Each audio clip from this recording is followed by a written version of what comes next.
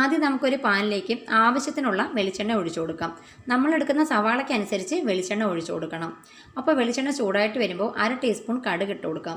കടുക് പൊട്ടി വരുന്ന സമയത്ത് 1/2 ടീസ്പൂൺ പെരിഞ്ജീരകവും 2 ചെറിയ കഷ്ണം പട്ട കൂടി ഇട്ട് കൊടുക്കാം. ഇനി ഇതെല്ലാം മീഡിയം ഫ്ലെയിമിലിട്ട് ചെറുതായിട്ടൊന്ന് മൂപ്പിച്ചെടുക്കണം. അപ്പോൾ ഇത് ചെറുതായിട്ട് മൂത്ത് വരുന്ന സമയത്ത് 1 ടേബിൾ സ്പൂൺ ഇഞ്ചി വെളുത്തുള്ളി ചതച്ചത് കൂടി ഇട്ട് കൊടുക്കാം. ഇനി ഇഞ്ചിയുടെയും വെളുത്തുള്ളിയുടെയും പച്ചമണം മാറി വരുന്നവരെ ഇളക്കി കൊടുക്കാം.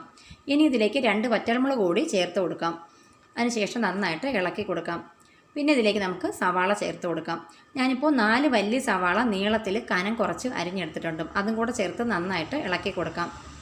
പിന്നെ ഈ സവാള ഗോൾഡൻ ബ്രൗൺ കളറൊന്നും ആക്കണ്ട കേട്ടോ, നല്ലതുപോലെ വഴറ്റിയെടുത്താൽ മതി. സവാള നല്ലപോലെ സോഫ്റ്റായിട്ട് കിട്ടണം. അതുവരെ മീഡിയം ഫ്ലെയിമിലിട്ട് ഇളക്കി കൊടുക്കാം. ഇതിലേക്ക് 2 തണ്ട് കറിവേപ്പില കൂടി ചേർത്ത് കൊടുക്കാം. ഇനി നമുക്ക് എരിവിന് ആവശ്യമായിട്ട് 3-4 പച്ചമുളക് കൂടി ചേർത്ത് കൊടുക്കാം. പച്ചമുളകൊക്കെ നമ്മുടെ